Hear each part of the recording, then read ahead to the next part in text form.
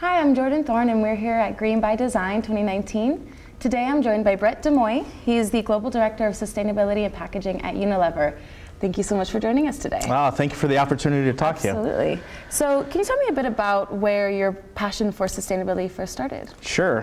So I grew up in the packaging industry, designing everything from pouches to body wash bottles.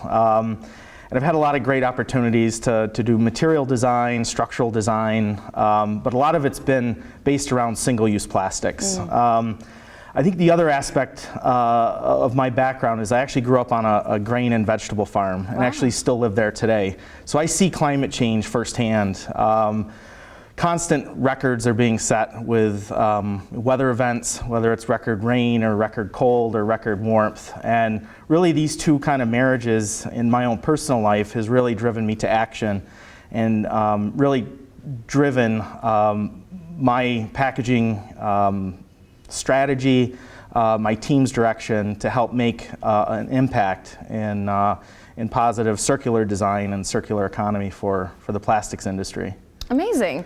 And so, reflecting on your current role as Global Director of Sustainability at Unilever, how have you been able to make steps towards achieving that vision of the sustainable future that you see?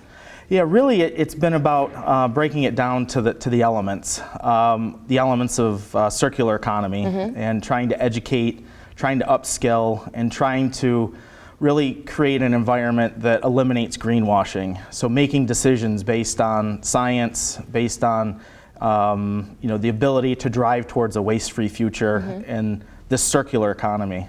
Yeah. Great. And what is the modern customer looking for? So the modern customer, I think, is looking for choices, looking where they can offer benefit and impact to what's going on in the world of the plastics crisis and the world of sustainability. I think the modern consumer is continually evolving at this point as more information, as more choices become available to them. And I think it's our job, it's my job and my team's job to make sure that those choices are clear to them and those benefits that they can bring forward and impact. Do you have any advice for the customers out there that are looking and maybe haven't quite seen it yet? Is there any places that they can go to kind of find out? Yeah, so I think there's so much information out there. There's so much information on the internet and what's good about plastics, what's bad about plastics. And I would recommend that they really understand the science, or at least try to understand the benefits holistically, and what those trade-offs are, from greenhouse gas emissions to is the material or the packaging recyclable, and if it is recyclable, how can they participate with recovery rates and making sure that it ends up from the bathroom or the shower environment. Instead of putting it in their trash can, it actually makes it to one of the green or blue bins, and creates again that circular economy and drives towards zero waste. Perfect, that's helpful, I think. And so how have you and your teams gone about innovating plastics towards a waste-free future? Sure, good question. I think there's really three buckets. One is to try to drive better plastics into the market and drive materials that are recyclable, that have lower energy consumption, and that can be reused. I think the second piece is to use less, and really try to design for minimalistic requirements. What exactly it's needed to get through distribution, what the consumer needs to have to actually have that positive consumer experience, use as much as only as needed. And I think that the last piece is how do you drive no plastics or no packaging in some instances, where we actually don't need that extra layer of protection, or we don't need that material, we can substitute it with something else. And really focusing on those three pillars, giving our brand and our marketeers the choices then to make, and balance that against that consumer experience. Are you trying to use anything, looking at things other than plastic to absolutely. So we're constantly looking at renewables, but again, it has to be a true benefit. We can't be trading food versus another use, or affecting another part of the environment. So we come back to the life cycle analysis as a tool to help make these decisions. But we are looking at renewable fibers. We're looking at renewable plastics that can be regenerated, but we need to have this circular economy built in. Yeah. So it has to come back in some way, and recycling or waste management, and sometimes these things do contradict each other. Yeah. With the options out there today. So it's tricky. It sounds very like a tough, kind of a tough a way about designing and creating. Yeah.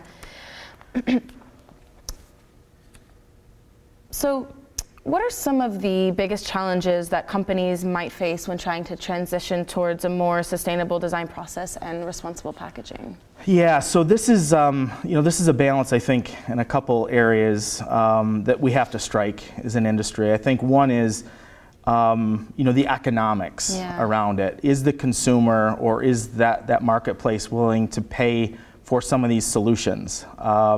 And right now, we're going through an evolution with consumers.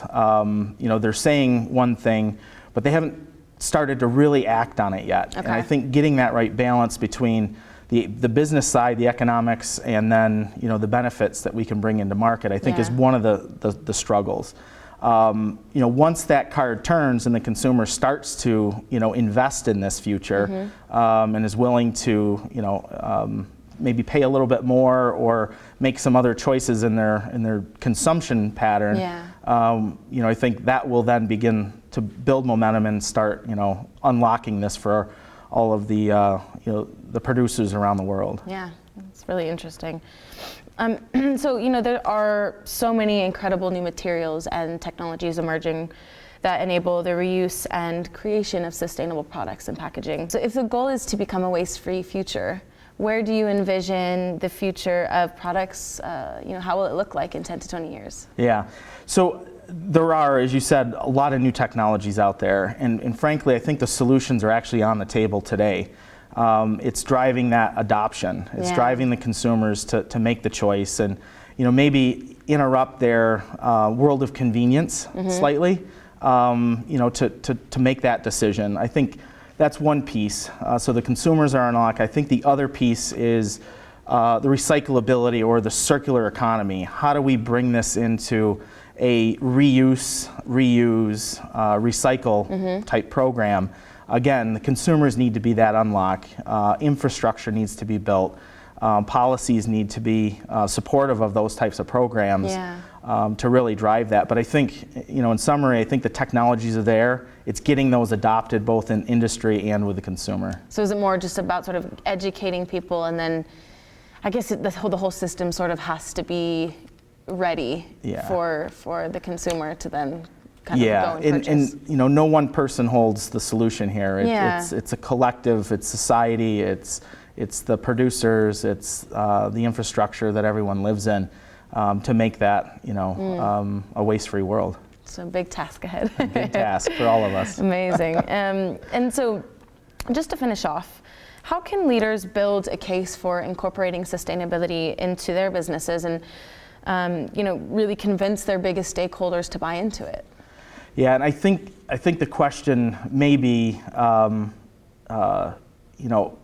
the cost of not doing something is what needs to be measured. And as we move forward, I think producers do need to be ahead of the curve to help drive the transformation. So I think making sure that that there are some stretched risks put into the business case to help drive consumer behavior shift, but there's going to be kind of a leap of faith at some point because it is an investment in the future.